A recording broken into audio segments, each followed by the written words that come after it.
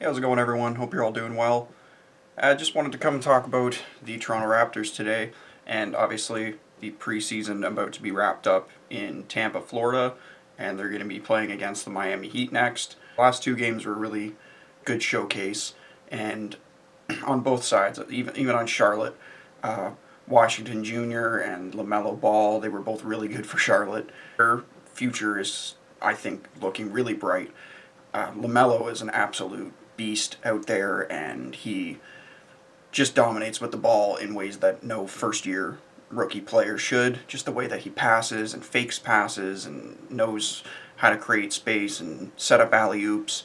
He's just, you could tell he's really beyond his years. So even a couple years ago when they were talking about if he is going to be even a top 10 pick, I think those are all going to be dismissed because he is far and away better than Lonzo, in my opinion.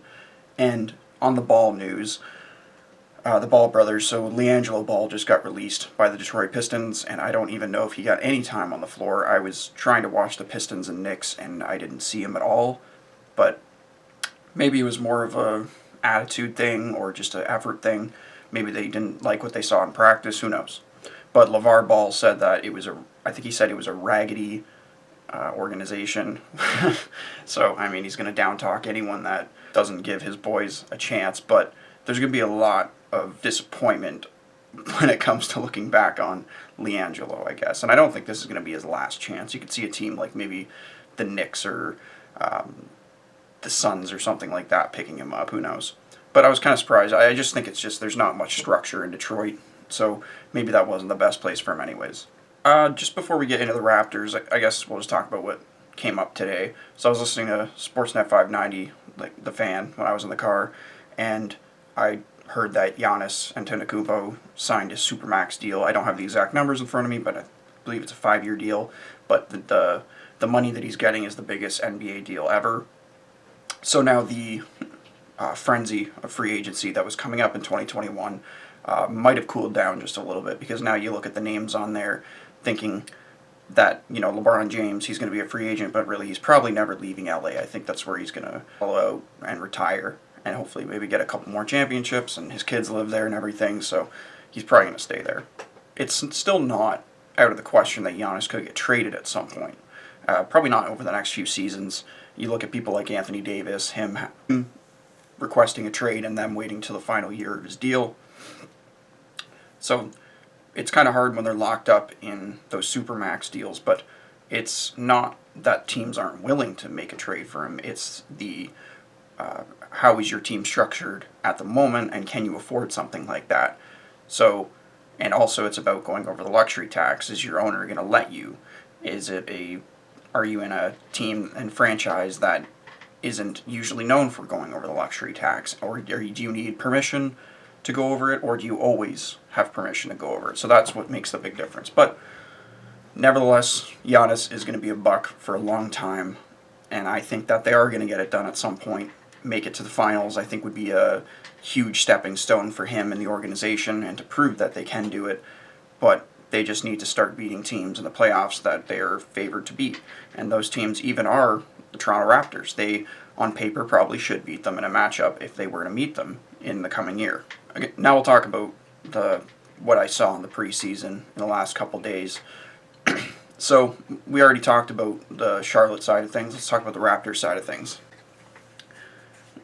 So Malachi Flynn is definitely the real deal. I can really see him being a big, impactful player.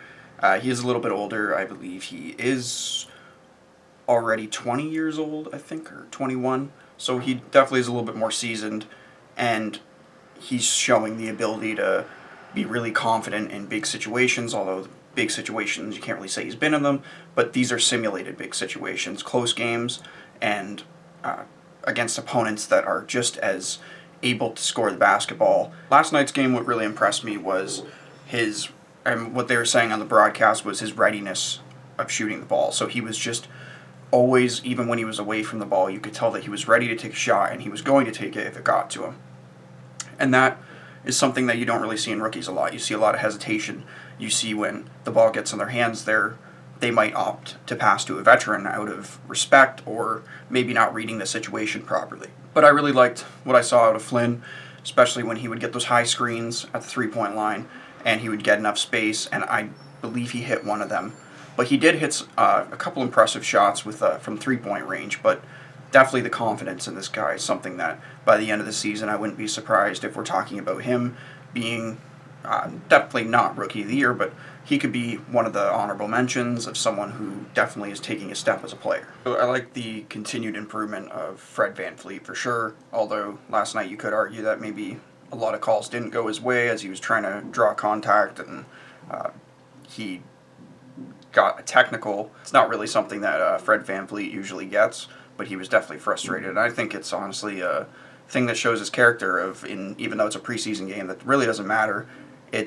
He's trying to fight for his guys, and even though he hasn't been in the league for a really long time, he's been here long enough that he should start getting a little bit of respect for them trusting that maybe he did get hit and that maybe it wasn't that clean of block or something like that. You know, the officials are also rusty. They might not be, some of them may have not officiated a game in maybe 8 months or something like that, because not all of them were in the playoffs. That's something that's going to take a little bit of time, I think, but that's what the preseason's for, and even though it's shortened, it will eventually settle down a little bit. And I think the last piece would be just like Aaron Baines. He's definitely everything that was advertised of what he's going to do.